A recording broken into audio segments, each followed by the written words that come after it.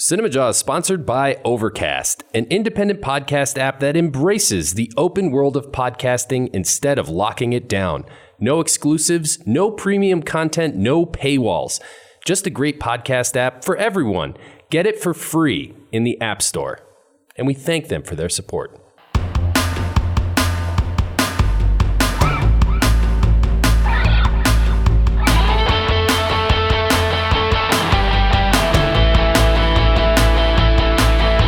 You're listening to Cinemajaw, the greatest movies podcast ever, recorded on location at Cards Against Humanity in Chicago. My name is Matt Kay, and with me is Rod, the movie guy, and sitting inside the booth is none other than producer Pat. Hey guys, how's it going? This week on Cinemajaw, Matt, we close up our top 10 of the year, part 2 of 2019's Best Of. Yeah, we conclude 2019. It's been a hell of a year, Ryan. Great year of podcasting, great year in film. And this is the cap. This is the cherry on top. Yes, joining us again. You know, so nice of him to make the journey into Cards Against Humanity, go home, come back a week later to do the top 10. Brian Tallerico. How about it? Actually, I think he just stayed in the studio the whole week. He's just been don't ruin the magic. Sitting here. But yes, Brian Tallerico joining us again to conclude our top 10 list. This is a two-parter because we like to talk about our favorite films of the year. It always gets me excited. Yeah, no, it's worthy of breaking it into two parts. Let's hop in. Let's do this thing. I agree. Brian. Am I starting?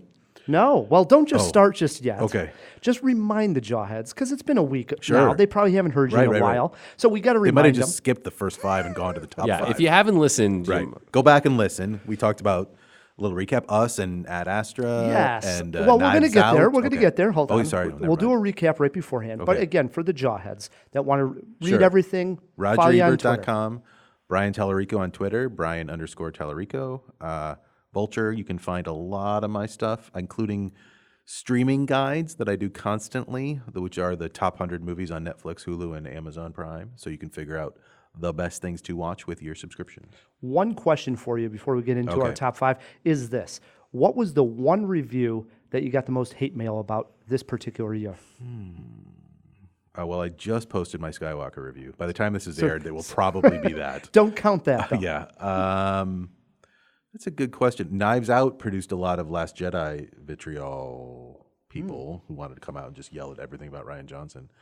I posted about a piece about Joker that got a lot of traffic that not everyone loved. That might be it. Joker has a lot of defenders. Yeah. This is good. This is good. All right, so we're going to get to our top 10 again. If you didn't listen to last week's show, it's out there. Our 10 through 6 was revealed. But in case you missed it and you're just listening to this episode, really quick, Brian, your 10 through 6. I got to remember. 10 was Pain and Glory. 9 was For Sama, which is a Syrian documentary. 8 is A Hidden Life. 7 is Ad Astra. And 6 is Us. Matt K. Yeah, for me, 10 was Booksmart. 9, Avengers Endgame. 8, Once Upon a Time in Hollywood. 7 was Dolomite Is My Name. And 6 is Knives Out. I joined Matt K with our number 10 pick. I also went Booksmart. My number 9 was Midsommar. Number 8 was Waves. Number 7, Knives Out. And number 6 was Uncut Gems. That brings us to the heavy hitters, our 5 through 1. Brian, your number 5. Another foreign film.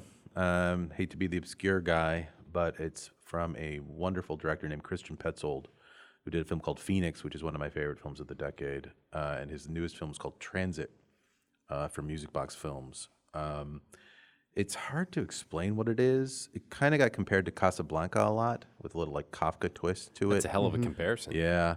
He takes somebody's identity. He kind of takes someone's identity, and he's in Marseille, which is a port town, the protagonist. And it's about identity. It's based on an old novel where it was very clearly World War II Nazism parallels, but he kind of updates it, but also kind of flings it out of time at the same time. Right, you almost you don't can't know really, what conflict it is. Except there's like a CCTV shot in there every once in a while, and you see cars going by. But you're right, it's got a timeless quality to it that's kind of fascinating. I think Petzold is one of our most important filmmakers. I love Barbara Phoenix and this film form kind of like a trilogy. about like identity and location, and it's about, for lack of a better word, identity, like who we are in certain situations, how our situations define us, how our environment defines us, and I find it mesmerizing and brilliant. It's one I saw a long time ago. Yeah, again, I go deep. Yeah. If you track it all year, like I said I did in the last Yeah. podcast, you don't lose those ones. That's that are one at of the those very that top. you mentioned as you're talking about it. It's all coming back, but it's Yeah. been so long since I saw Transit. Highly but recommend Transit. Did enjoy it quite a bit. Good pick. All right, that brings it to me, and this is where I put Ari Aster's Midsommar. Oh, wow. I enjoyed this movie so many reasons. I think Hereditary was amazing. I loved Hereditary, especially the performance from Toni Collette, just great, transcendent almost.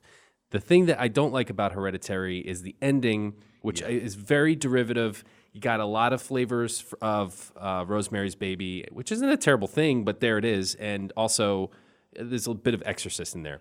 However, Midsommar, almost completely original. Like, I've never heard of a horror movie. Seen Wicker Man? I know, yeah. I have not seen Wicker Man. Very Wicker Man. Really? Yeah. Okay. Maybe then it's not as original as I give it Still credit for. very good. The use of color, the daytime setting of this, I think is unusual. Do they do that in Wicker Man too? Is it all in the daytime? Mostly. Okay. But and I'm not trying to diminish it. I like the film a great deal. But both of his films are working from templates. Like, that's what he does. He's trying to make films that replicate 70s masters, in my opinion. Is he subverting them, you think? Do you A little think he's- bit, especially in terms of, with Midsommar, some feminists, because that's not Wicker Man at all. So that's all new. That Midsommar is kind of just about an awful boyfriend in a lot of ways. Oh, yeah. So that's all him. And I'm not, don't get me wrong, like I said, I'm not trying to say he's just replicating someone else, but to say that it's completely new, there's a lot of 70s hippie horror too that it's playing off of. Oh, yeah. For sure. Not just Wicker Man, where the hippies were the dangerous people. Mm-hmm. We got that a lot this year. We did. Well, sure. Counterculture. We're back. always scared of the counterculture. But no, not to interrupt you, but I think it's great. I think it's very good. Yeah. I mean, this is a guy, next year, hopefully, when we hear, he's making a new film, I'm going to be there, front of the line. This is a huge one for me. I think everybody I will. agree with you. Yeah. Yeah. Made my top 10. And I agree with the daytime setting. I love the idea of it being scary. With the bright colors, with the sunshine, with the happiness that everybody has on, and starting to feel that dread. Horror in the light.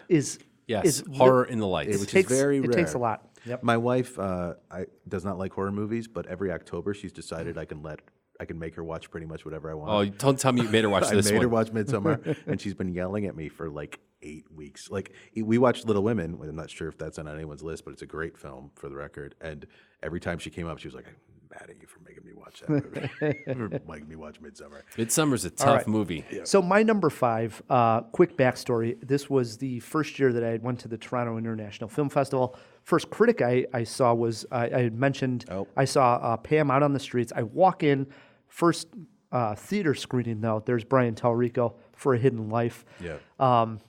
But I mentioned that because my planning for Toronto was to just basically look at particular movies, write down the pedigree. If I saw a director, writer, and actor, I just wrote it down that I was going to see it. Sure. But Toronto, you can do that. But I didn't research what the plot was. I didn't look at a preview or try to find anything. I was just writing stuff down. On this particular film, I wrote down, and if you can imagine my reaction to the very first time I was seeing it and who was playing who in this particular movie, without it being spoiled for me, I think I had it the best. I'm speaking of Taika Waititi's Jojo Rabbit. And I had no idea what it was about. I literally didn't know that it had anything. You didn't see the preview or anything? No. Wow. I didn't know that it was about the Hitler Youth.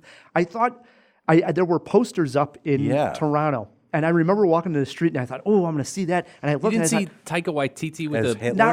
not really. I mean, I avoid trailers, but that's a hard concept to So avoid. I just sort of like glanced over and saw him, and I remember thinking like, oh, well, it has something to do with the Boy Scouts or they're in the military, but I had no idea. So when he has that main shot of him coming down as Hitler in frame, which is in the trailer, so the joke's already spoiled for everybody else who's seen it, I just burst out of my seat. I couldn't believe what I was seeing, and everything. I mean, the film, as far as the tone of the movie, I love comedy where it brings down your guard and then the emotion hits you. For me, that's when I'm absolutely walloped. And for me, Jojo Rabbit did exactly that. It was funny. I love Sam Rockwell's character. Laugh along, and then 3/4 of the way through, it really hits me emotionally. Love it. No arguments here, man. I'm a huge fan. Brian, Brian is. I see you. He's twirling his mustache over there. Yeah, he's rubbing this chin hair that he has going here. I don't know. Okay, you asked earlier, I don't know if it was the last half or this half, the review I've gotten the most flack about. It's probably this one. I was 2.5 out of 4, and I think now that might be generous. Oh no, I think this is one of the best of the year. This is my number 5. I think it's one of the best of the year. I think it's toothless. I think it brings Are up... you got to be out of your mind. Oh, wait, are we spoiling things? It ends with everyone being happy dancing to David Bowie. Everyone Oh, as it's happy as they can be. fantastic. It's the Holocaust, dude. Which you do not get from the movie at all. Even the Nazi gets a redemption arc. Even Rockwell gets a moment of glory. I do agree that it's tone deaf. His redemption is tone deaf and garbage, in my opinion. Okay, I'm not going to get angry about this. I do But think to say that here's it's the deal. toothless, Sit come down, on. Brian. Sit It down. does not. It brings up ideas that it does not follow through on, and I hate to say it has no bite. It does not. What does it say disagree. about where we are? What does it say about then or now? Get think it's- along with the Jew in the attic? Come on, what are we doing here? Like, it does not have anything to say. No, I do. I disagree with you, man. I think what it has to say is you need to consider the other. There's a lot of divisiveness. That's a 3rd grade lesson. It's a 3rd grade lesson that the entire freaking country forgot. Seriously, in this day and age. I'm not giving a film credit for the idiots of this country. But to say this movie, fair, fine, but to say that this movie is toothless, it's a balls out movie. That gutsy. then does not do it. Hitler gets sidelined even. It can't figure out what it wants to do tonally. I don't know because I don't know either, man. Because I had a lot of fun with it, and again, this is coming down to the idea of I wasn't thinking that it was going to even hit me in any Right. emotional way. Expectation. Right. A lot of it does come down to expectations. I go in, and then I'm laughing and laughing, thinking, well, it's just a satire, not thinking that he was going to take this turn and it was going to hit me emotionally. So for me, seeing all emotional of the story play out worked 100% for me. The emotional hit is manipulative bullshit. The scene of the shoes is manipulative. It's not interesting or character driven. It's literally melodrama, in my opinion. Again, we're at that weird time of year. I don't hate this movie. So now it's going to sound like, oh, I think this is one of the worst movies of the year. Well, Yeah, It's Brian's not. a hater. Right. You did call the Hitler comedy of 2019 toothless. It is. But that's its failure. You cannot take this kind of subject on and not go in full teeth, in my opinion. So that's where I think it falls. We may, yeah. I disagree. Obviously, my number 5 of the year. I love Jojo I have a Rabbit. feeling we're going to do this again with another movie. All right. That's why I love this. Yeah. That's why I really do love this. Into our 4s we go, Brian. We're going to try to keep it civil. 4. My highest rated foreign language film and my 4th foreign language film, and that's Bong Joon-ho's Parasite, which I think is a masterful examination of class and culture and a wonderful, you talked about expectation. We've spoiled a lot of movies on this podcast and the one before. Go into Parasite knowing as little as conceivably possible. The less you know, the better. Don't even watch a trailer because it is a film that is constantly subverting what you think it is and what you think it's about. And again, I've said this a lot. The fact that this is my 4 is only indicative of how amazingly I feel about the other 3 because it could be my number 1 in other years. And it's a film I've watched twice now that I think could even rise. I think in terms of craft, it is blinding. Here's the trivia I'm going to give all of you. You know, he built the house. He built the house. They couldn't find the house he wanted in his mind, so they constructed an entire operating working home to film most of that With film. wiring and everything? Everything. Wow. Like, awesome. you can now live in it if you wanted to. And I'm sure And, it's... and they built all of it. Well, They built after seeing the Parks movie, I don't apartment know if as I'd well. want to live in the house. Like, he couldn't get the vision in his mind, so he built all of it. Wow, that's because awesome. that's how precise his vision is for this film. Every shot, every performance, every choice, carefully considered. You want to talk about a movie that's like a Swiss Army watch of a film, that's Parasite. Amen. Another great one at Toronto, right? Yeah. I saw Hidden Life in that back-to-back, both Yeah. in my top 10. Love it. Matt, you're number 4. I've got a feeling Brian, at least, maybe Ryan as well, but certainly you, Brian, will hate 3 out of my next 4. Oh, no. But I thought don't. This could turn ugly. I'm exhausted from JoJo. But I don't think this is going to be one I of think them. Matt leaves with a black eye. No. This is not going to be one of them. I don't think. Even if this one isn't on. So I'm going to hate the top 3 is what you're suggesting? Yeah, Okay, you might good. just hate my top 3. At least 2 out of the top 3. Probably all 3. But this one's not going to be one of them. I think you guys, even if it's not on your top 10 list, will like this one. It hit me early on in the year, and I loved it. The use of music and color, the photography in this movie. First-time director Joe Talbot gave us The Last Black Man in San Francisco. Yeah. It's a love letter to the city, and very to good be, movie. to be completely honest, it's a city I've never even been to. But because you should. I know I really want to go Beautiful. to San Francisco. Yeah. Big but fan. because of this movie, I want to go even more. And Yeah.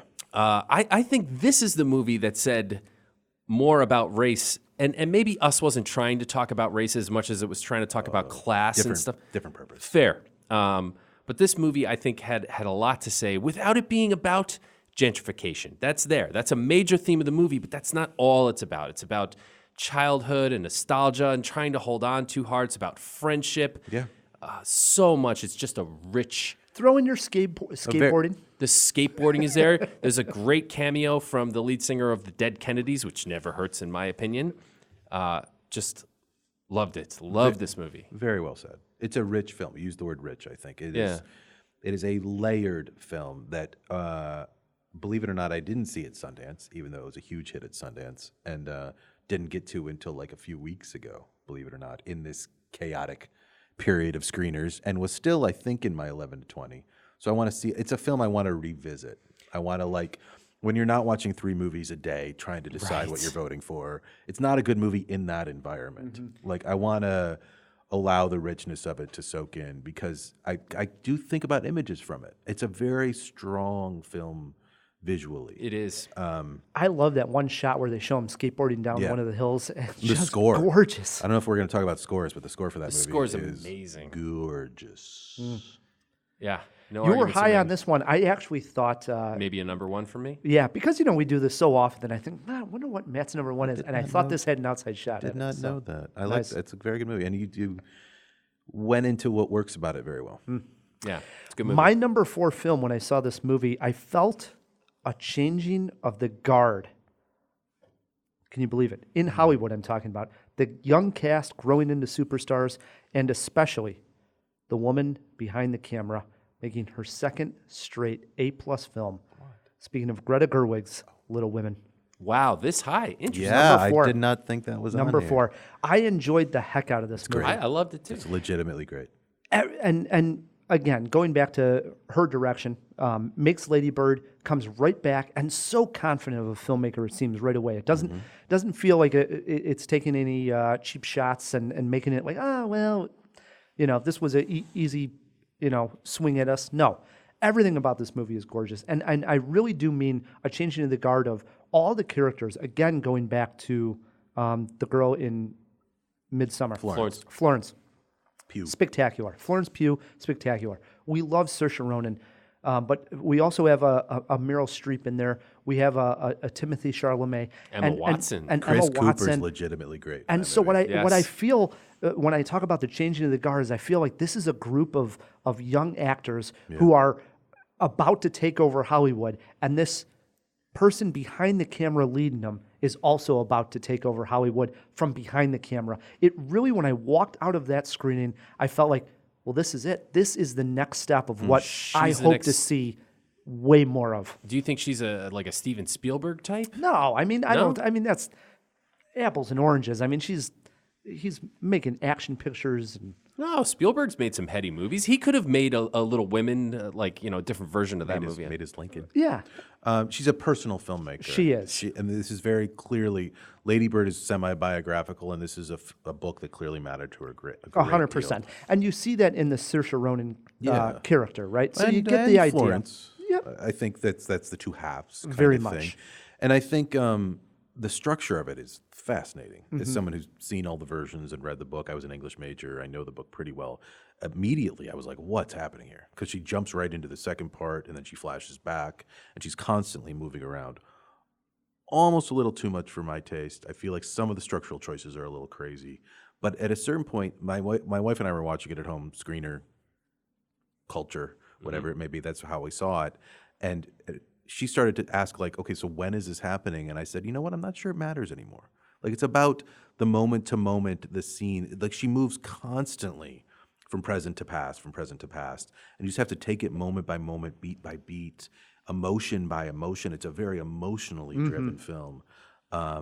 It's a very impressive film. Loved it. Costumes, everything. Yeah. And you know who I love that she taps back into is Tracy Letts, Oh, it's Chicago's own, that is the publisher that Yeah. Saoirse Ronan goes to see. If you're going to write a story about a girl, she's got to be married by the end. Isn't it fascinating that Tracy Letts has become so reliable? Oh my goodness. Like Ford versus Ferrari, which is not a movie I love, but Right. he's great. The like, best. Like, he's always good. He really Literally is. always He really good. is. He's become like great character actors who you can just always rely on. We were this close to having him on Cinemajaw when we were talking with Steppenwolf at one time. Oh, really? True backstory. Yeah. I might have his email. Yeah. Maybe we'll- We've got to get him back on, but now it's going to be even harder. But we almost had the guy. yeah. He's great. Yep, He's lovely definitely guy. sort of hit his big stride at the Yes. moment. Yeah. My number 4, Little Women. Love this movie. I'm gonna. We're going to my 3. I'm gonna sound like a broken record, but I can't believe this is my number 3, given how strongly I reacted to this film the first time I saw it, which is Noah Baumbach's Marriage Story. Yeah. And like I've said a bunch of times, it's only because of how passionate I am about my top 2 that this is my number 3. Because in many years, this would be my number 1 as a performance piece, as a character piece. It is unmatched this year in terms of pure emotional, taking craft out of it, personal filmmaking. Marriage Story is the top. Performances as a whole, ensemble, Marriage Story is probably the top. It is Baumbach's. It's a film, as much as I kind of like some of his stuff, it's a film I didn't think he could make in terms of just getting every piece exactly where it needs to be and yet not feeling overly calculated. I don't want to imply that it's like a machine. It's emotional, it's raw, it's a little unpolished at times Yeah. in ways that it needs to be to work. And Raw is a good word. Yeah. yeah, there's a horrible tweet going around of someone being like, "Look how much Scarlett follows the script." It's like, yeah, of course. Like everyone thinks movies are all improvised nowadays. No, they're written. Even the ums and the pauses are often in there. And so my point is that it's raw, but it's also there's a emotional calculation to it all. He knows exactly what he's doing. It's a confident piece of filmmaking. Sure is. It is 100%. a daring piece of filmmaking, and in terms of performance, it is amazing. I think Driver's performance is an all-timer. I think it is one of those great performances where you watch a man kind of coming to terms with who he is and where he's going to go next, which is what that movie's really about. I'm not here to pick sides. I don't think the movie picks sides, but it opens with her in a lot of those early scenes and then moves to him because he's the one who has not realized where they are as a couple. So we have to watch him figure that out. And his slow dissolve to that now memeable punching scene, the fight scene, is just remarkable to watch. As an acting showcase, I think it's remarkable to watch. And every performance, down to Ray Liotta, down to Merritt Weaver, down to Julie Alan Alda. Haggerty. Alan Alda is a national treasure. He really is. He never does anything wrong. Every choice he makes is right. I really, really love this movie. It moves me in ways I kind of don't want to get into. Like, it's just a personal... It's about, like, becoming a person you didn't think you would be necessarily. Like, it's about how divorce, the line of the movie is, divorce is a death without a body. It's about how nothing's quite right. You can't quite put your finger on it. And I feel like he captures that in ways that a filmmaker never has before. 100% agree. Yeah, 100% agree.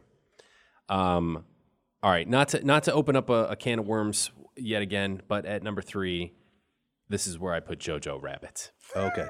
And Hey, I'm with you. I just, Brian, I have nothing but love and respect for you, my man. Seriously. But Here come the punches. Here's the thing. Like, I don't think there has been a more subversive movie all year, and maybe in the past 5 years. You don't make a comedy about World War II. You don't make a comedy about World War II with Hitler as one of the main characters. You don't make a movie about World War II with a Hitler youth who has the imaginary friend of Adolf Hitler. What do you have after concept? After you have that concept, what do you have You're left? suggesting that it doesn't follow through. Yeah, exactly. You're giving points for concept instead of execution. I disagree. I think Scarlett Johansson's character, you said before that we see some shoes and that part's manipulative. I think that is so earned because the shoes and the tying of the laces is very carefully planted throughout the movie And as symbolic. as a theme. Also, outside of Marriage Story, one of her greatest performances. I got no problems with her. Actually, I think Thomason is great. Thomason's I think amazing. Thomason is the best thing about the movie. Don't count out Roman. I think Glad we had her on Cinemajaw. yeah, she was. But the little kid who plays JoJo, you didn't like him, huh? No, he's fine. He's fine, but we give a lot of credits for kids being who they are. Maybe. But this was a strong role, though. We don't know. That's not him. Like Thomason, we've seen in other things. There's range involved. He might be great, fine, and he's not bad here by any stretch. I'm not trying to imply that. But Thomason, I think, displays, especially with Leave No Trace and True History of Kelly Gang, which I saw in Toronto, and a few other things, she displays that she's going to be Oh, I completely agree. for real. She's already for real. Right, I know, but I just mean in the national consciousness. Roman's fine. You're not going to let me pick on a kid. No, I'm not gonna paint you into that corner. Fine. I don't think that the movie's toothless in the sense that it does deliver something, and it's challenged. Does he pull a few punches? I think he has to. does. But it's a comedy. Let's all get along, and even the Nazi will be nice, and then we'll dance to David Bowie. You know what? The Nazis, and listen, I'm about to say something messed up that I think the movie was trying to say, and it's a difficult thing to say, but Sam Rockwell's character is a human being, and he's in a difficult situation too. Is that right? I don't know. That's why it's not a toothless movie. That's why it's not a toothless movie, because it forces you to consider things like that. Tone deaf and toothless are in the same ballpark. I'm on Matt's side, obviously. And I agree. Again, we're doing that thing where I kind of marginally think it's okay, but you're making me feel like it's the worst movie of the year. Well, it's my number 3. I think the concept is great. I think Thomason is great. I think there's some interesting ideas in it. It does not follow through on what it could have been. But failed potential is worse than is not. I hate it. Failed potential is not. I hate it. At least it took a swing, right? And missed. Think it hit it, but All right. we're going to agree on my next pick, I think. Let's patch things up. Nervous. There's one movie coming up that's scaring the hell out of me. Let's patch things up here a little bit. My number 3 pick, mentioned as we run around here in our number 3s, also Brian's number 3, Noah Baumbach's Marriage Story. That's where I have it as well. And we broke this one down pretty well, Matt. And we even went around, we talked, we had on Don Shanahan, and we talked about like just divorce in general, got a little personal, you know. And I think when you watch a movie like this and you've gone through experiences, and I don't like to go super into everything, but had some moments, right? Yeah. I've gone through some things, not quite exactly as Noah Baumbach has, right? Every married couple has. But have been through a lot of what we've seen on the screen. And I watched this a second time, and I have not told you this, Matt. I wept like a baby on my couch. The scene, I think there's a couple of scenes here that I'll remember. I think of a lot of times as movies as like memories of when you watch them, and movies that'll stand out, scenes, that'll stand out. And the argument scene that Adam Driver has with Scarlett Johansson literally is the stuff of legend. Yeah. It is. We're talking about it now, but in 10 years we're going to talk about it as oh my God, that's one of the greatest acting scenes of all time. I agree. It's literally incredible. I cried like a baby watching it. Wow. Getting emotional now. No, it's an incredible movie. Yeah, strong one. Like I said, you watch him come apart because he's Terrible. the one like going to lawyers and trying to figure things out. And then by the time you get to that scene, you've had the buildup. You've had it all get to that moment. Like, I hate that the punch of the wall has become a meme because Right. the punch of that wall That's- is 100 minutes into Yeah. the damn movie Yeah. and months into his arc as a character. Yeah. And so it totally believable Yep. as someone who can't figure out what to do in that moment. And he's a control freak. He's a director. Like, as someone who's directed theater, we are control freaks. And so he's lost control in that moment. Brian mentioned some of the best acting of the year, especially everybody involved. Yeah. But the two leads here, Remarkable. I can't remember watching two people on screen so believable. Remarkable. That so strong performances that I loved both Scarlett Johansson and Adam Driver. Loved it. I Yeah. love Marriage Story, and I love it. I love Bombach. So it's like this was such a win watching this movie. Only goes to show you that I have two better than that. Wow. But my number three, I loved it. Yeah. I have no idea how you guys feel about my number two. I'm kind of curious. Arguably the best living filmmaker making a movie that I believe is about his entire life and career as much as his last film was about his life in religious terms. This is about his life in terms of the movies he's made and the people he's lionized. And that is Martin Scorsese's The Irishman, which I believe people have kind of misinterpreted as being just, another Scorsese violent film, but it is not that. Sell me on this. I will do that. It was our site's choice for the best film of the year. Roger Ebert's. RogerEbert.com's. It is a film about a man who has been a witness to and a perpetrator of violence his entire life that has no legal or religious weight upon him. Every other film, Goodfellas, Casino, all of them, end with some sort of, or culminate in some sort of authority coming down on you.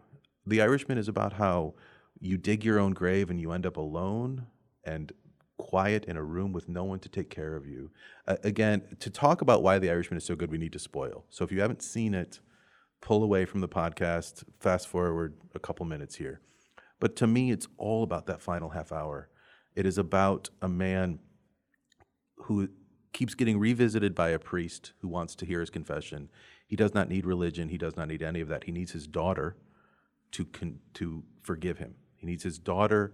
The scene in the bank when he goes to her and says, "Hey, I just want to talk to you," and she turns away. The look in his eyes is it's gonna stick with me for the rest of my life because it's about failing as a human being. That's what the movie is about to me. It's about not getting what you need from life, and it's the story of violence.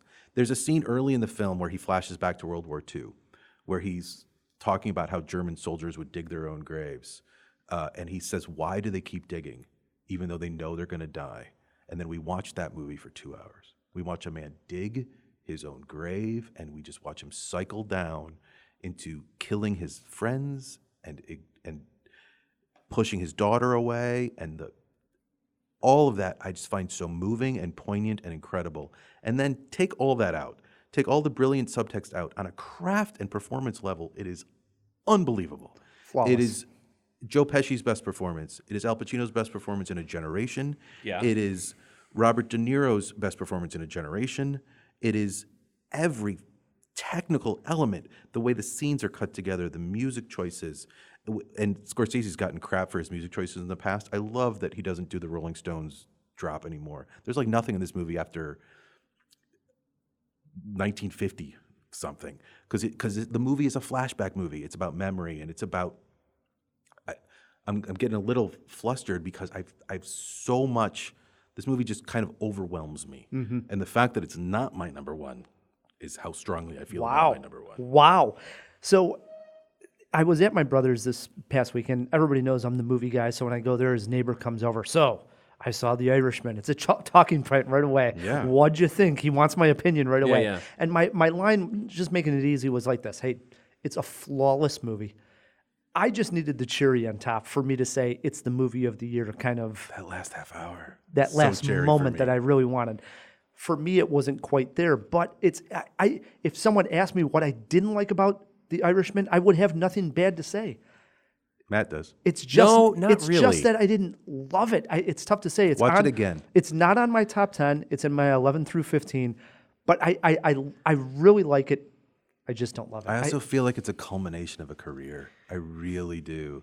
Like I said, we're talking about autobiographical filmmaking, Pain and Glory, Hidden Life. These are films that could not be made by anyone else. No one but Scorsese and Thelma Schumacher can make The Irishman, and De Niro and Pesci and Gino. Certainly, that's absolutely true. And so, and I find myself maybe as I get older, being, especially as we're in a corporatized, focus grouped status of filmmaking, I find myself more drawn, I think, to films that are very clearly auteur driven, that they are very personal projects. This one, to me, I just Back can't to say back with enough Marriage about Story, it. really. Yeah, Marriage Story is a Right. very personal Totally. film, of course. This is in a different way. I feel like he's commenting on things. And also, like I said, okay, maybe you don't believe in the poignancy of the last half hour like I do, but just look at the performances. Like De Niro's performance, I cannot believe it's not a lock for Best Actor because it is stunning, especially in It's that really last half good. hour. The phone call is devastating. It is amazing. The bank scene is amazing. The way it echoes itself and calls back to certain things and moves around and the car ride. well, just all of it. It's constant. The way it uses food imagery, breaking bread and wine, eating hot fudge sundaes. Like there's constant it's echoing itself and mirroring itself, and it's a film that people will watch long after we're dead. Oof. Okay, I like it. I don't think it's Scorsese's best. No, of course not. And But he's also maybe the best filmmaker of the last 40 years. That's 50 true. years. So what are we saying? I don't think it's Pesci's best.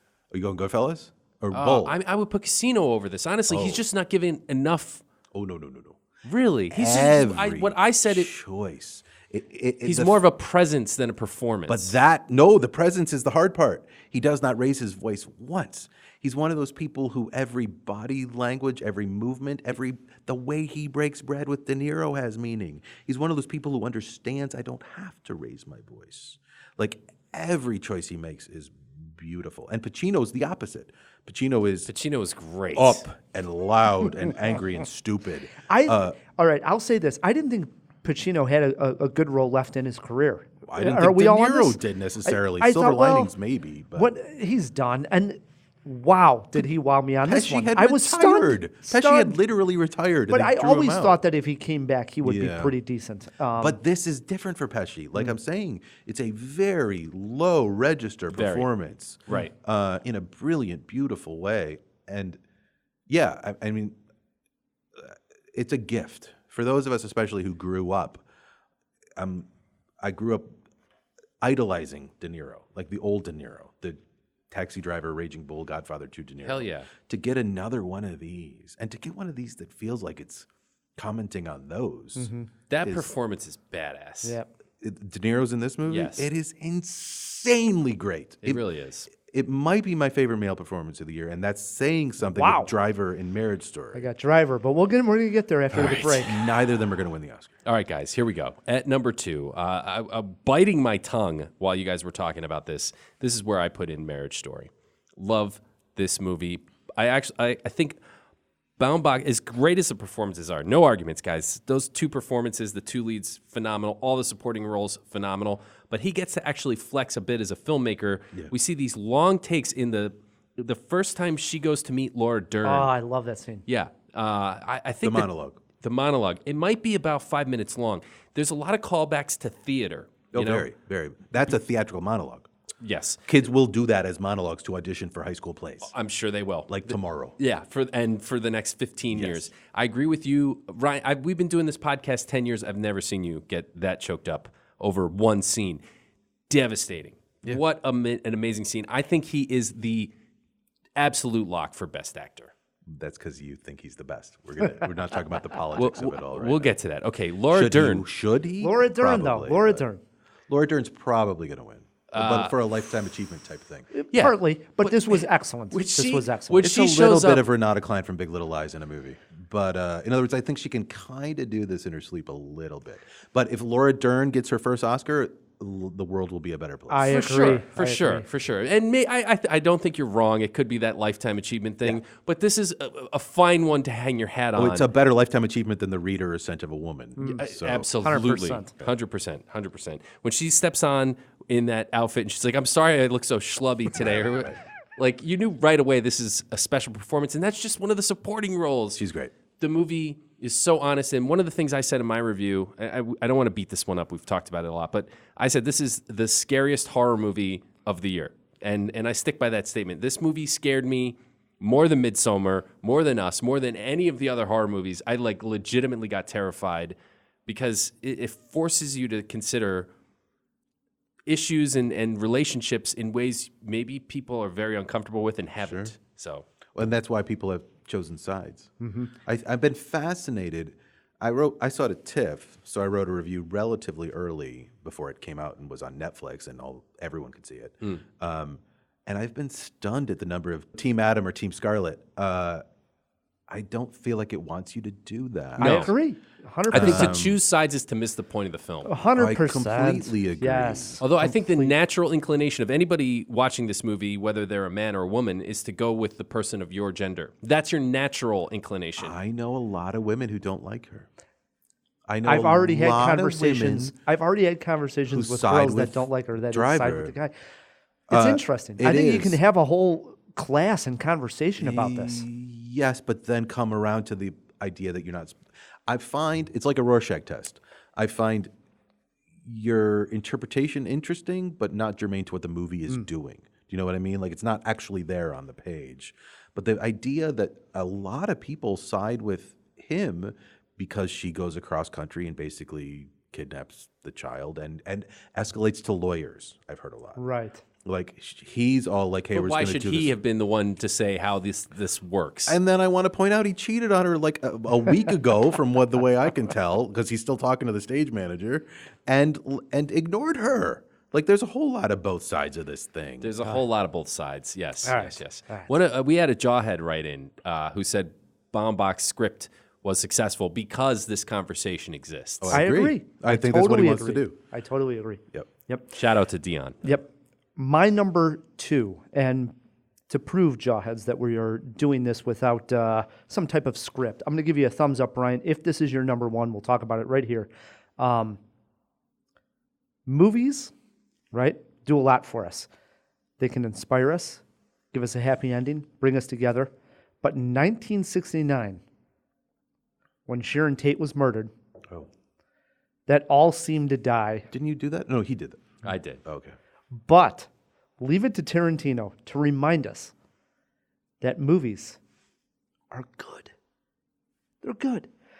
Once Upon a Time in Hollywood, my number 2 movie of 2019. Give me a thumbs up, Brian, because we're going to swing it over to your number 1 here. Is it your number 1? It is. It is your number 1. Wow. It You is guys the- must have been pissed So- that I had it at number 8. I couldn't believe it. I was a little shocked. All right. So I saw this the second time, and it was the second viewing where this emotional, and we talked about this in the last episode when you had it on. Like, what number did you have it on? I forget. 7, 8? Of the decade? No, he had it on of the year. He's Oh, saying right, 8. Oh, this the last two-part, our right, best right, 10, right. Yeah. 10 of the year. I had it at number 8. Yes. Number 8. So he had it at number 8, and we talked briefly about the emotional ending of this film. And when I watched it the first time, didn't have that emotional connection to the movie.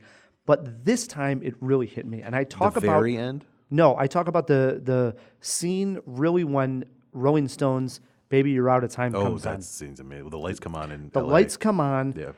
and at this point, it all leads into this great moment of the characters going out to dinner, the narration's going on about what's about to take place. Kurt Russell. Exactly, and we understand that in a lot of ways, this is the end of time for multiple reasons, for these characters parting ways because of what Brad Pitt and Leo DiCaprio, and that's what it says on paper. But ultimately, what it's talking about is it's the end of Hollywood, the old Hollywood that we have seen right here. It also has It wasn't even the golden era. It was like the silver age. it also has Pretty a reference to, Sharon Tate. This was her last Yeah. night in reality. But that movies, even though the people who went on to do these horrific murders would quote that they had gotten this violence from film and from TV, they would quote this and say that was their inspiration for this. This is Tarantino saying, again, movies can do good. And it was all good up until this time. And that switch there at the end of changing the narrative and you not liking it or maybe going to the well too much, Yeah. I think is the most appropriate here because this is a fairy tale. This is why the movies are good by Quentin Tarantino. Well, I asked you exactly when you were talking about because I find the final shot very poignant, which is dead in real life characters and our fictional character walking into a house together. I'm not sure if you remember. Yeah. Oh, the but driveway DiCaprio shot, the goes up overhead. hill. You're talking about the Yeah, overhead and then shot. it goes Yes. up to a godlike shot, which is Tarantino, and we're watching myth making 100%. and in reality dead people having a moment of happiness walking into a house. I find that shot remarkably poignant. It's my number one for like a cavalcade of reasons. Like I think before we get into the movie specifically, as someone who sees 300 movies a year and discusses movies constantly, like every day of my life, Irishman and Hollywood have produced the most interesting conversations and writing. In other words, I've read pieces that don't like both films that I find fascinating. And I want more movies that don't just give me the digestible paste, to quote our last episode. I want movies that are going to get people talking, that are going to get people discussing what they're doing, how they're executed, what they mean, how they reflect their creators' passions, performances. You could do classes on Hollywood and Irishman, and that's why they're my 1 and 2, because they are rich. We don't have enough rich cinema anymore. We don't have enough cinema you can dig into with your hands and just unpack in different ways. There are 100 ways to approach Hollywood. You can approach it as pure escapist entertainment because none of this happened and it's just fun and we're going to watch someone's face get bashed in and a flamethrower and just have a good time. You can approach it as you are, clearly a little more deeply about a commentary on a bygone era. You can approach it from a craft level. The sequence you're talking about, the Rolling Stones sequence, is stunning on a craft level. 100%. Just the way the lighting is used, the choice of music, the whole editing. movie. Yeah, of course. But my point is that the Spawn Ranch sequence is Great. mind-blowing. Yep. It is all-timer. I've watched it I've just watched that sequence I did also. because it is an all-timer. Like we get a sequence like that like 4 or 5 times a decade. I'm not lying. Because the way that scene is put together and where it is in the movie, where it goes from like this fun bounty law, hey, we're all just being idiots, to a horror movie. Right. That sequence is a horror movie. But the payoff is a punchline that you kind of weren't expecting. Sort of. You mean Bruce Dern? Yes. Yeah, but you can still tell something's wrong. Yeah, Like, but you you're need the- expecting a body or something. Sure, of course. Yeah. But the unease does not go away. No, it doesn't. He doesn't fully let it off there. He lets a little of the A little, cinema. of course. But then he goes back and beats the crap out of a guy. Right. He still has to walk out of there. Yes, exactly. So there's still a violent energy at play, which is going to then return a few scenes later. Beat by beat, scene by scene, it is a masterpiece. It is a scene you can break apart and figure out exactly, like I said. So he amps up the tension in that scene, and then it kind of gives you a release because of the joke, because of the Dern, I'm just going to go watch my shows. And then it comes back and gets violent and threatening again. And so you're not quite sure what to expect in any sequence. And then those of us who know history are all like, what the F is going to happen now? Because he's playing off the bastards thing.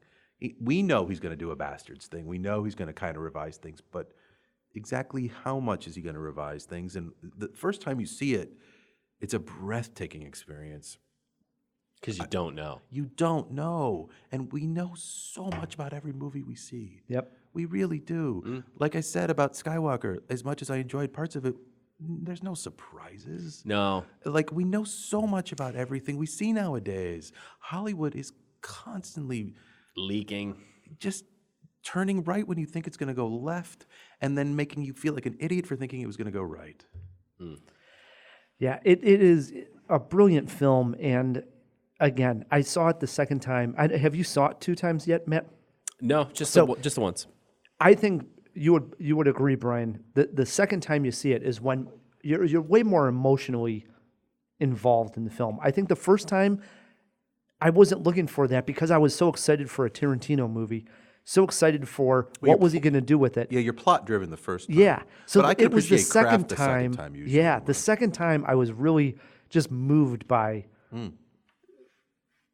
the whole entire story, especially at the end, as I mentioned. So check it out a second time. It's a masterpiece. I will. And I've said that the performances, Brad Pitt, maybe his best. I don't know. Can you point to something else? My number 2, Once Upon a Time in Hollywood, Brian Tallerico's number 1 film of 2019, Once Upon a Time in Hollywood. Matt, your number 1. My number 1 is Joker. I'm just gonna come out. I just saw. my saw goodness. all the Oh my light go goodness. just like. Brian does not like this pick. It's interesting. Oh no, Here we go. he's Because becoming the Hulk. just in his last, He just opened a whiskey. when talking about This is all true. Once Upon a Time in Hollywood, you said what makes that and The Irishman 2 of the best films of the year is that whether you like them or don't, the writing about them is interesting. I give you that on Joker. And There's been it's- some very good writing on Joker. There's been tons of great writing on Joker, and it's been a very divisive film. It's extremely violent. I think it's up there with a. Listen, I'm not saying it's right up there with Scorsese, but it fits in that wheelhouse. Certainly, it so wants to be. I don't think that's a bad thing to aspire to. Like a cover band. Why this movie is my number 1 By Matt Kay. Here we go. by Matt Kay. It is undoubtedly firmly on the shoulders of the performance from Joaquin Phoenix. Great. It I'll is give you that. His laugh, the way he's so unhinged, the character, the performance he puts across. And I'm not poo-pooing the filmmaking at all, the color palette, the music, everything like about Gotham City, the way they build the garbage, and it builds a world, but that performance is so strong. It is just so strong that it's like very good. It's like an uppercut. And I'm curious to hear why you don't like this movie. And Or really, the vitriol. So really quick, Vitriol's a strong word, but you can go first. I would like to rehash our initial review because Sure. maybe this will enlighten Brian. Okay. Because we were talking about the film, and maybe we reviewed it the night we had saw it. One of those saw the I screen think and we then rushed we came in, back. yeah. And we had a rush. We were talking about it, and you never like to talk about No. films when you're, especially when you're being Immediate recorded. reactions are usually It's the wrong. worst. And so I remember we were tackling it a little bit, and we're talking about it on mic. But Matt went on to say this whole thing because I was saying, well, what does it all mean? What does it all mean? Why does it? It's touching on this. It's touching on this. But is there anything backing it? And Matt actually said something profound at the time that got me to think. Wow. Hang on, I got to mark my calendar, guys. What did I say? It actually got me to think, oh, okay, yeah, maybe I'm looking at Joker the wrong way. And it was something along the lines of, that's chaos. That's the Joker. And you went into the whole backstory of the Joker and describing that everything that we had saw unfold is the Joker, looking at it from the character's standpoint. More so because I'm not involved with, I don't know the Joker that well. I've never read one of the comics. I don't know him other than Heath Ledger's performance and, Jack Nicholson. yeah, the little things. That's okay. Sure. So all right, then all of a sudden I started thinking, But don't give the movie a pass just because you haven't read the source material No, that it but- very loosely copies from. but then it got me thinking, like, yes, that was the point of Joker, What? That it's hollow? that chaos is hollow. Wait. I want to hear what you mean. Along those lines. I mean, you went into this whole idea because I kept asking, like, what does it all mean? I was saying there's nothing, Right. Hollow. yeah, nothing behind these themes, nothing behind. And the answer to that So on and was so far. it's supposed to be? Yeah, it was along those lines, but you switched it in a way of talking I about. want to hear the answer. I to know, I that. wish it would- What does it all mean? Matt. Well, the Joker, the character of the Joker, he's Chaos. in Joker, he's a nihilist. I've read Killing Joke. I know a lot of my Joker background. So Right, but we can do this a little differently than you did with him. Fair. So I want to know how this reflects the history of the character, which is what I'm guessing you think, because I don't think it does. Well, it's the closest thing it is the Red Hood story where he's Sure. So, but it's not completely that. He's not the anarchist that we had in the Christopher Nolan films, because No. even though he was really just about burning the money, some people want to see the world burn. That's still an ethos, right? Like to quote Walter Sobchak, creating chaos. He's not creating chaos. No. This one This is accidental chaos. He's a nihilist. He No, doesn't. This one is. I think he is. He's more mentally ill than that.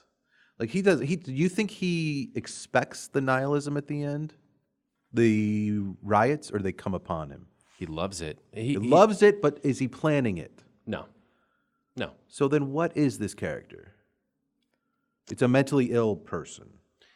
Yes. Yes. And he's an unreliable narrator to the point where we don't even know how much what happened to any of these people. Right. Especially his girlfriends. Yeah. It's hollow. It's a Why? hollow. What's hollow about it? Because you can't even figure out what this character is other than we don't know what happened to any of it. None of it has any weight or gravity whatsoever other than to mimic King of Comedy and Taxi Driver. It is the best phrase I've heard to describe this film is a hollow provocation. It is designed to provoke you and push your buttons with nothing behind that pushing. I don't think that's true, man. No, I know you don't because you're number one, but that's how I feel. I don't think that there's nothing behind pushing the button. I don't think Todd Phillips has ever had an idea in his head. I think sometimes pushing the button is The idea. Hollow. Has no meaning other than the action. if the movie is about how far somebody can be pushed until they snap. That's not what this movie's about. Oh, absolutely. You don't think so? He's put upon and beaten down and picked on and shunned by society, swept under the rug by the process. Okay. And Maybe everything. that's what this movie's about, but I don't see any value in pushing someone past their boundaries. Because, okay, Taxi Driver is clearly the biggest influence, right? And King of Comedy. Those are the two. Those are definitely the two. Both of those characters, Travis Bickle and Rupert Pupkin, had cultural, social influences that Todd Phillips is completely not interested in investigating or putting any weight on whatsoever. In other words, he gets the imagery, but he doesn't get the weight. He doesn't get the gravity underneath any of it. It is a cover band. It is someone who has seen movies and is now just regurgitating those movies onto something else that he likes. I'm going to have to... No, I know. I want to stick a pin in this and actually have this argument some more. Sure, we don't have time on this podcast, but okay, I will say this. Joaquin Phoenix is probably our best living actor. He is doing a great deal in this film. He is putting the entire movie on his shoulders and trying to carry it across the finish line. And I think we're going to get to Oscars. I think he's going to win because of that, because he's doing a lot in this movie, and I like him. So I'm not one of those people who's just like, oh, F this movie, push it aside entirely, because I think there's value in watching Joaquin do pretty much anything. But I felt sad for how much he was giving to something that didn't deserve it. That's interesting, man. I think it deserved it 100%. Clearly. All right, leaves me with my number one, and it's been mentioned. My number one, Wrong. Parasite. Yeah. We had to be on there. It was the second film I saw at the Toronto International Film Festival. Completely blew me away. I would have been stunned if it was not on at least someone else's list. The film has these themes of class inequity, how the rich look down on the less fortunate. It's perfectly constructed film. Oh, it is. And we laugh along the way. Yeah. We're shocked along the way. We're thrilled along the way.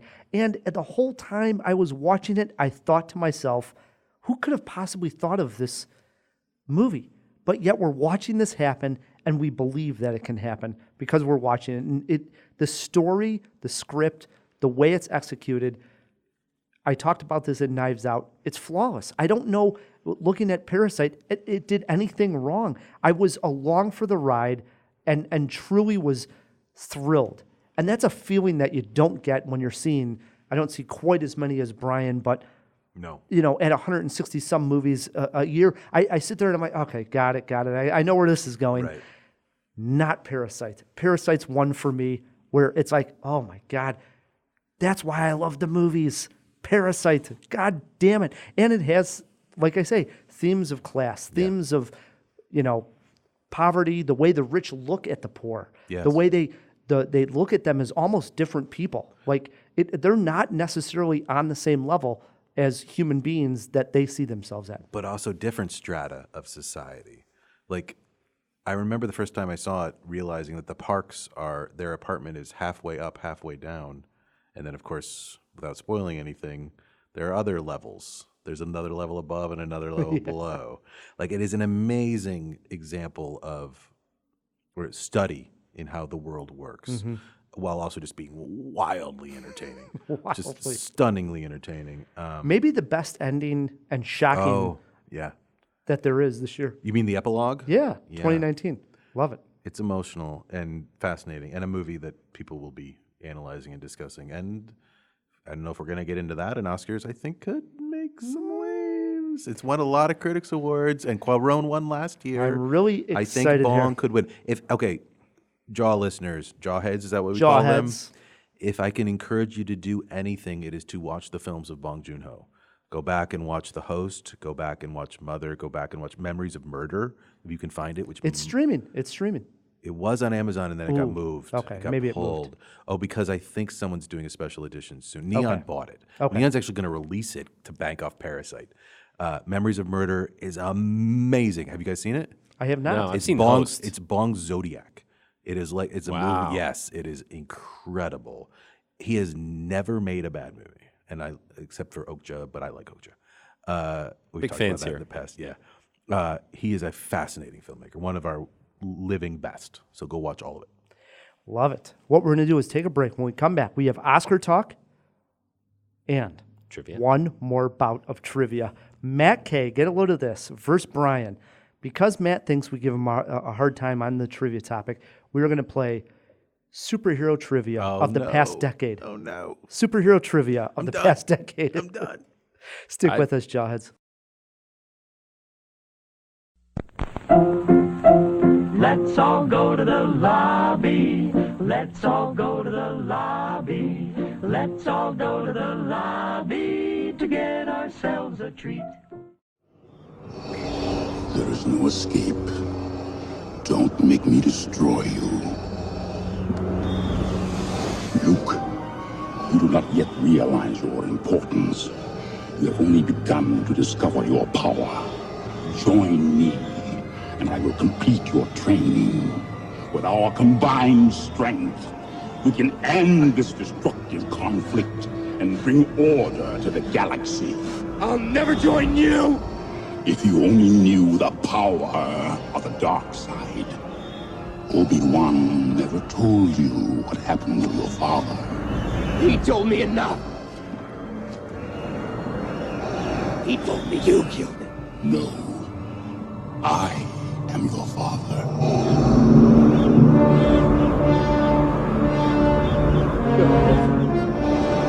No. That's not true. That's impossible! Search your feelings. You know it to be true. No! No! Luke, you can destroy the Emperor. He has foreseen this. It is your destiny. Join me, and together we can rule the galaxy as father and son.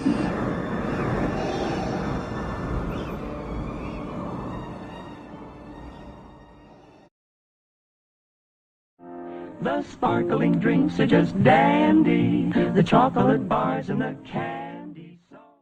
I'm very competitive. In one instance, I had my cousin killed. In another, I had my rival whacked.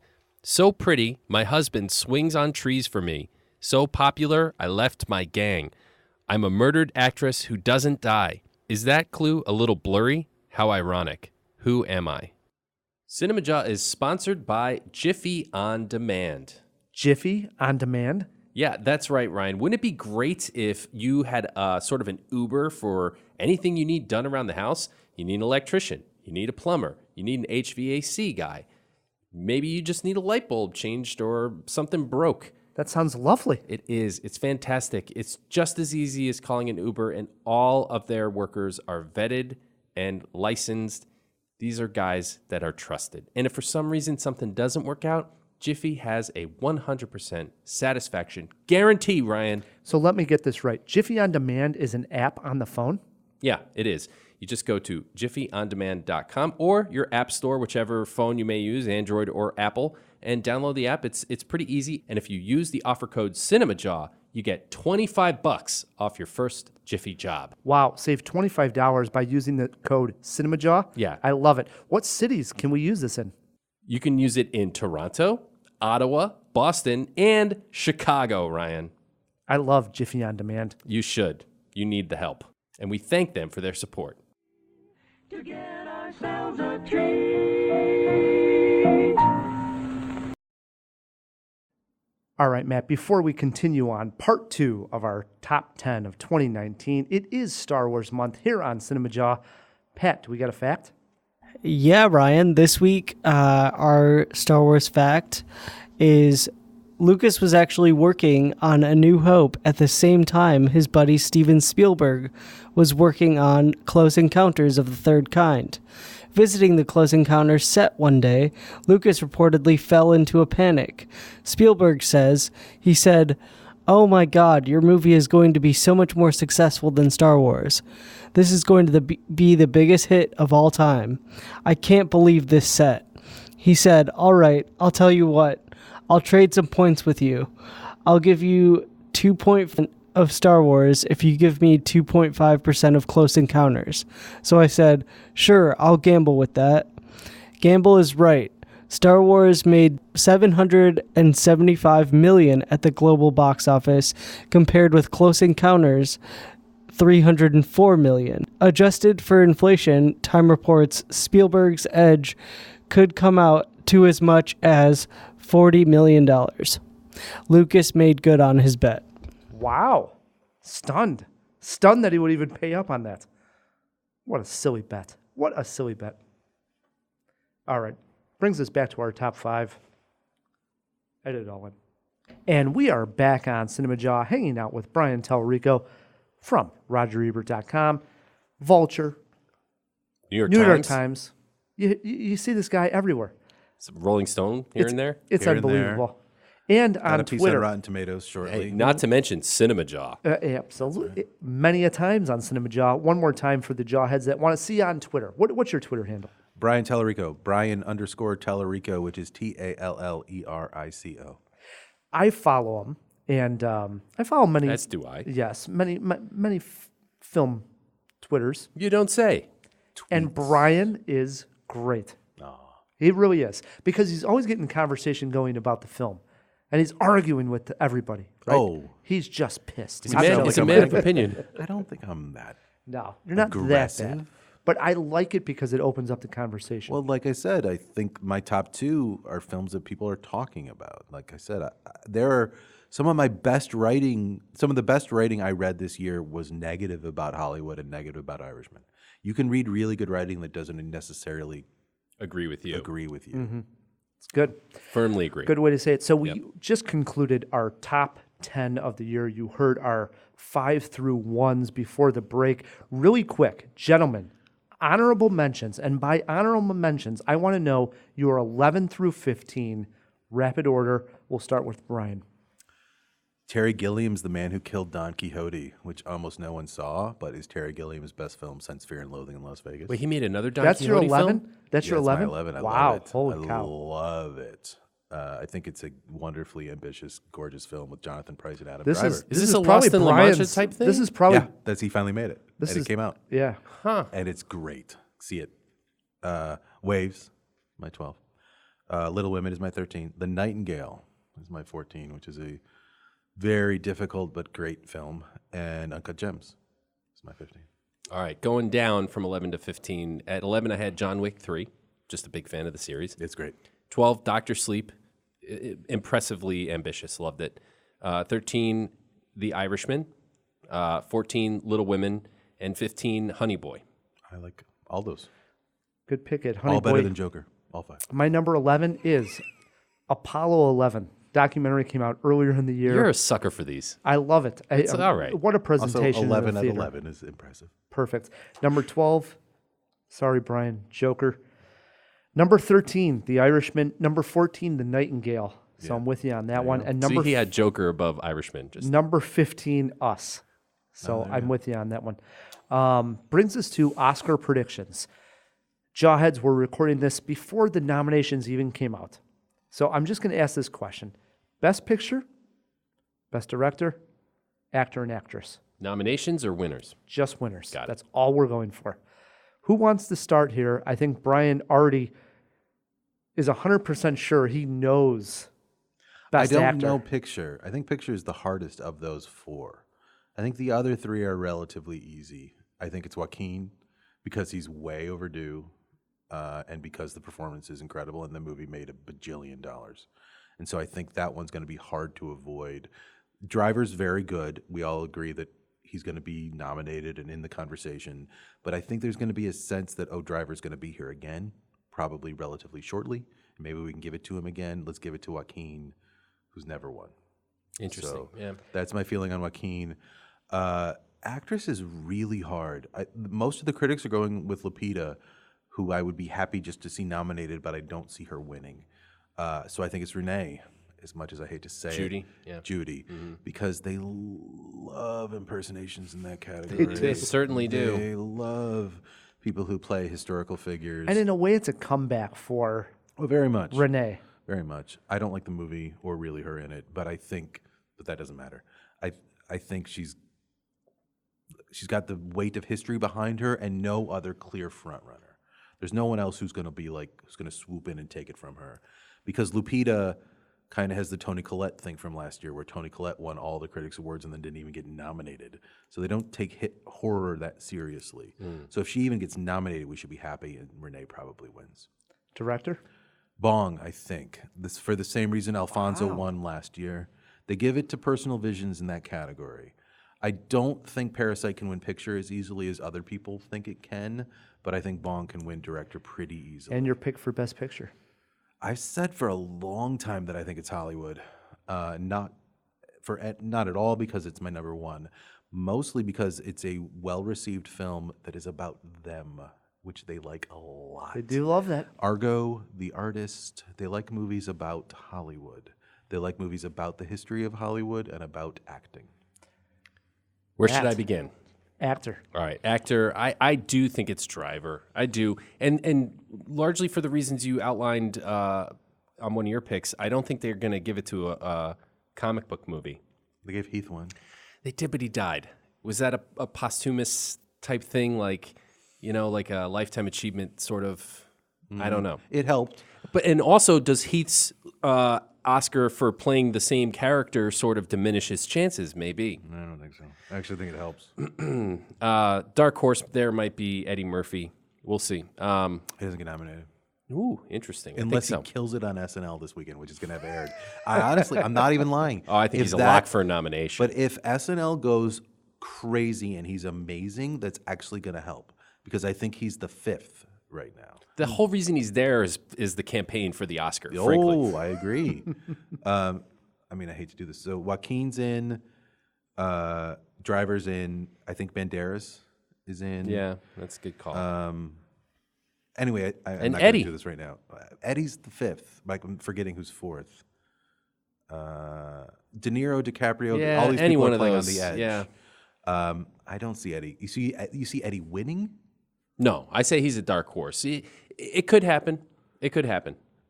I mean, worse things I'm have going happened Driver. for Hey, sure. we're just supposed to be picking our winners. Matt, who do you got at actress? Actress. This one's. I honestly have no idea. I sort of agree with Brian, but I mean, maybe Saoirse Ronan for Little Women. That might be a safe choice. I don't know. She hasn't won a single Critics Award. Like, if she had a little more steam, if she had a little more momentum. Well, the movie hasn't come out yet, right? So Well, but critics have Since seen of it. this recording, yeah.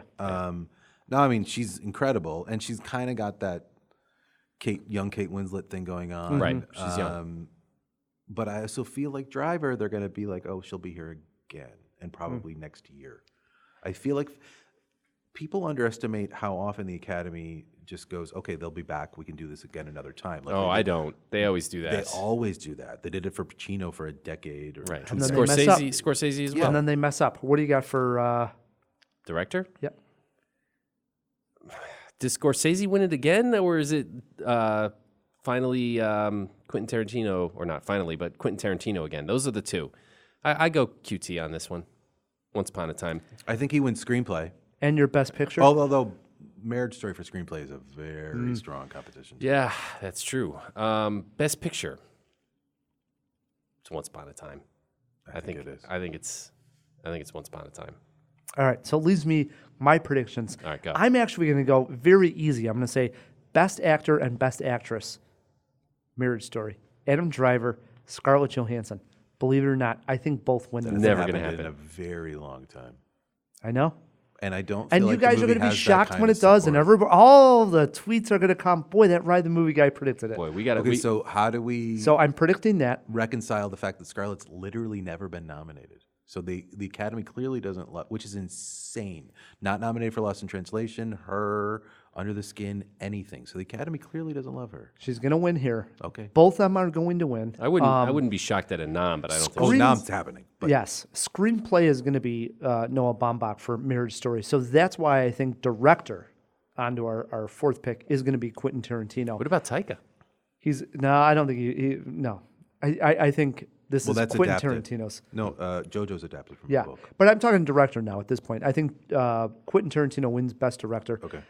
Best Picture, I'm going to go with Once Upon a Time in Hollywood also. Sorry to be anticlimactic, but I that was my prediction as well.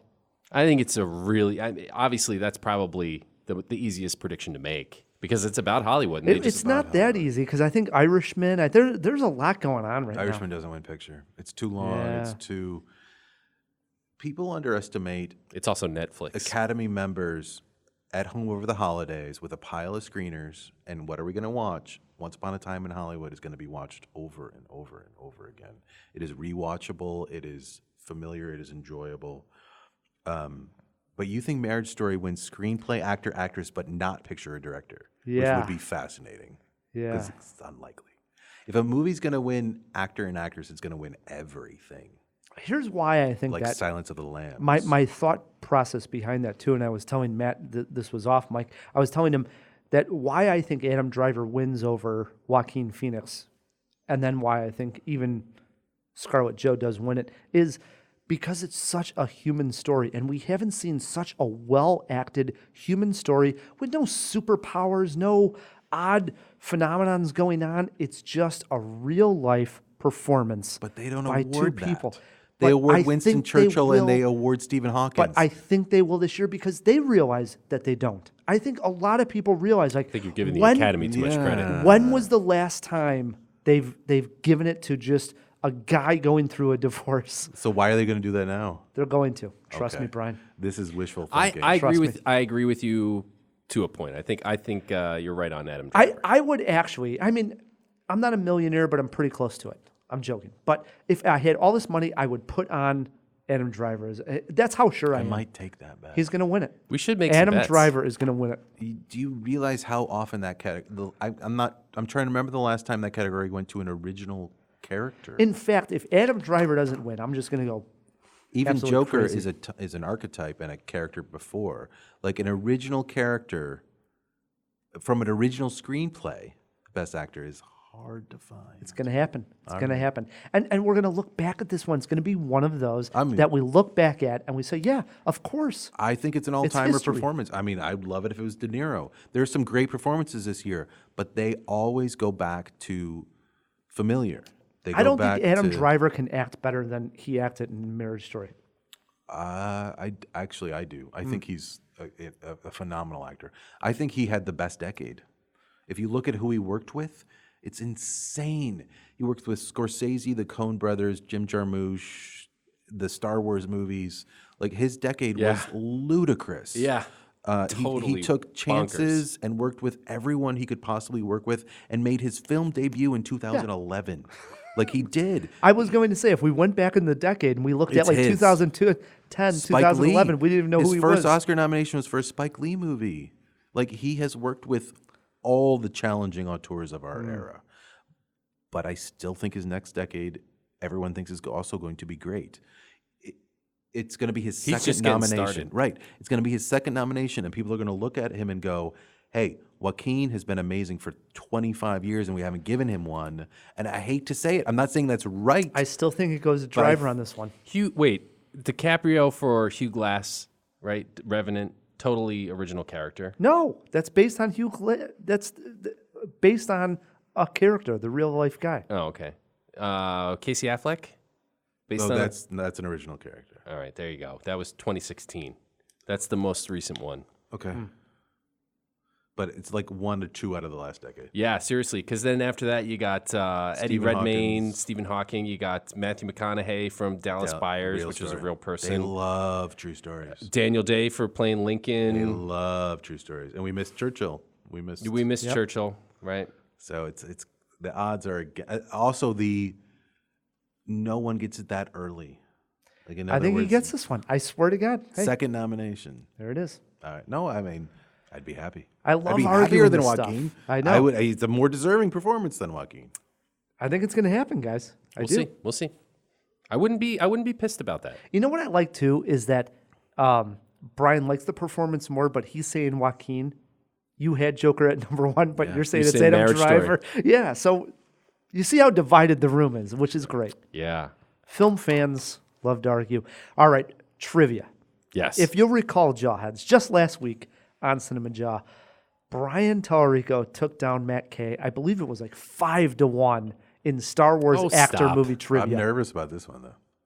So I decided to change it up. Matt asked for an easy category. I said superhero films of the past decade. I said, give me a chance. I didn't I'm ask not for going to be good at this. easy category. Superhero films of the past decade is the category. Brian, you're our guest. You get to choose if you want to go first. Let Matt Kay go first. There are steals, and if you get hung up on any question, trip over into the fish tank. Pick me up, Pat. Can I just say something real quick? I have a feeling that Ryan is subverting this, and he's done superhero films of the last decade, and they're going to be obscure, Oh, yeah. No, that's very possible. Right. He's throwing us a curveball here. But I'll receive this one. Number 1 over to Brian Tallerico. In superhero trivia of the past decade. Here we go. Brian, Wonder Woman. And that 2 easy ones, the rest hard. Wonder Woman, one of the biggest superhero films, came out in 2017. Who played the love interest, Steve Trevor? Chris Pine. The best Chris. I'm an Evans man myself. Evans is close. It's been Pine for a long time, but Evans is close. 1-0. Brian, question 2 over to Matt Kay. Matt, another massive hit, critically and commercially, 2018's Black Panther. What actor played Killmonger in the film? Michael B. Jordan. Those were the easy ones. All right? Everybody happy? 1-1. Question 3 over to Brian. The underseen but very fun Dredd came out in 2012. Who played Dredd this time around? Carl Urban. No? Yeah, okay. I wasn't 100% sure. You looked at me for a minute like, no. I was like, yes. Okay. 2-1, Brian. Question 4. He over to relishes Matt Kay. that pressure. At a minute, like, wait, no, what? It was an Eric Bana? I'm not sure. Okay, go ahead. Matt, I love me some Spider-Man Into the Spider-Verse. Who voiced Spider-Gwen, Gwen Stacy, in the film? That's not that easy. No, it's not that easy. They're not supposed to be easy at this point. Spider-Verse. Who voiced Gwen Stacy, Spider-Gwen, in the film? You do have a lifeline if you Yeah, I was want going to say, it. throw to Pat if you need to. What question number is this? Question 4. You're down 2-1. It's early into the game. But it'll be 3-1 if you don't throw to Pat. Ooh, that means Brian knows it. Or does he have a poker face? Me and Matt have been talking about putting a poker tournament on for all the Chicago film critics. I've been talking about this for I years. know. We got to do this. it. We I got want to do this it. so bad. You want this question so bad? No, the No, poker the- game. yeah. Yeah, we gotta got to do it. We gotta With do your it. help, I know I could get it done. I will do this tomorrow. Okay. Let's talk off, Mike. Okay. All right. Hey. Haley Steinfeld. Oh my God. You cheated. I didn't cheat. It was that delay, though, for sure. He did not know that early on. All right, let's go. That's good. All right, it's 2-2. I like this. All right, question 5 over to Brian Tallerico. We saw another Fantastic Four in 2015. Who played Rex Reed, the man who can stretch in like rubber? Reed Richards, dude. Not Whatever. Rex Reed. Jesus, come on. Rex Reed is a film critic. Miles Teller. What's his name? Reed Richards. Richards. Oh, I have no idea. Rex Reed is sort of still a film critic. Probably why I mistyped it. Probably. Yeah. 3-2. Even, Brian knows it even without the typo. 3-2, Brian. Question 6 over to Matt K. Matt, The Green Hornet came out in 2011. Who played the Hornet's assistant, Kato, in the film? Seth Rogen was the Hornet. What question number is this? Is this 5? 6. 6? This is 6. 3-2. Everybody's perfect. Okay. All right. I you know what? Pick me up, Pat. Wow. Pick me up, Pat. Question number 6. Green like this Hornet, is an important one. 2011. Who played the Hornet's assistant, Kato, in the film? Your clue for this one is he likes White Castles. Okay. All right. It's Mr. Searching himself. If I can just come up with the guy's name, it is John Cho. I would not have gotten that. Really? Did not know that. I would have gotten it after the clue. After the clue? But Clearly, I needed the clue. 3-3. Yeah. 3-3. do I still have a clue, or is there just only one clue? No, yeah, you still have a Okay. clue. 'Cause Question that 7. that one was needed. Yeah. Question 7 over to Brian. Brian, who played Queen of Asgard, Odin's wife, in the original Thor? Rene Russo. I would not have gotten that. She's in Endgame too. She is. Yeah. 4-3. Still would have gotten I it. feel like Cho's harder. 4-3. Everybody Because of perfect. Endgame. Question 8 over to Matt K. Matt, Josh Brolin, and you've used your lifeline, so no chance here. Josh Brolin played Jonah Hex in 2010. Jesus. I've seen Jonah Hex. Don't give me a Jonah Hex question, man. This is bad. Which actress played Lila Black, Oh my the God. gun-wielding prostitute Jonah falls in love with in the film? I might know. I don't think anybody saw Jonah Hex. No, I did, but I had to be paid to see it. Love interest so of Jonah Hex. Yeah, so Josh Brolin's love interest, right? Correct. I don't even know it was Josh Brolin. I didn't Remember either. that. I thought this was going to be about Thanos or something. I thought it was like Andrew Lincoln. It was Charlize Theron. Incorrect. You do have a lifeline if you need it, Brian. Who was the Wait, love where interest? are we at in the game's game? over, so you have won 4-3 because this is the last question of the game. I'm going to go Megan Fox. Are you sure? I got to say Megan Fox. That is correct. Hate myself for knowing that. You should. I really. You should. I am upset that I know that.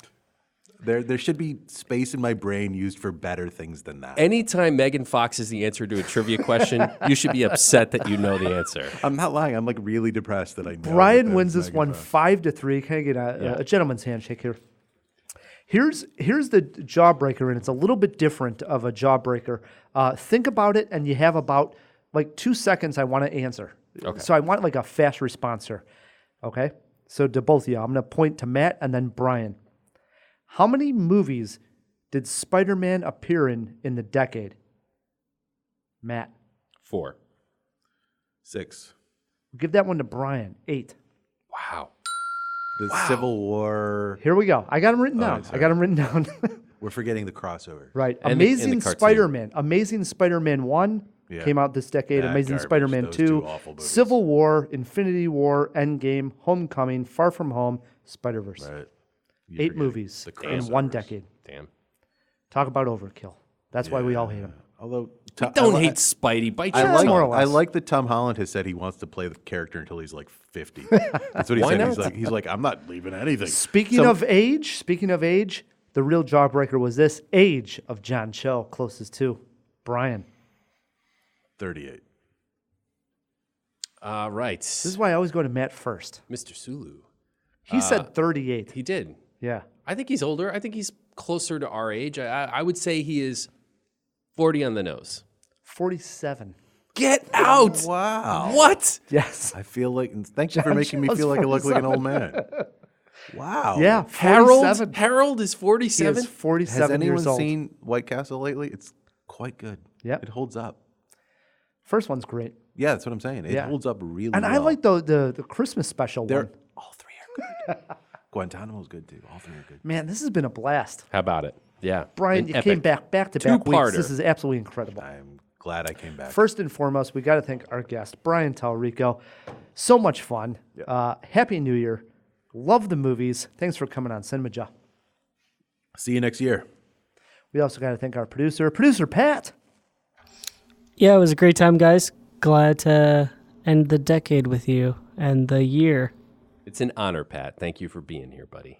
Matt, we also got to thank our sponsors. Yes, thanks to Jiffy On Demand and Overcast and the Chicago Podcast Co-op who help us get great sponsors like them. This has been an unbelievable year, Jawheads. Thank you very much. If you want to support Cinemajaw, the easiest way to do so is by leaving us a review wherever you're listening to this podcast. Yeah, while you're there, please click subscribe on whatever thing you're listening to us on. It is one extra button, helps us out tremendously. Until next year, 2020, I'm Ryan the Movie Guy. I'm Matt Kay, And keep on jawing about the movies.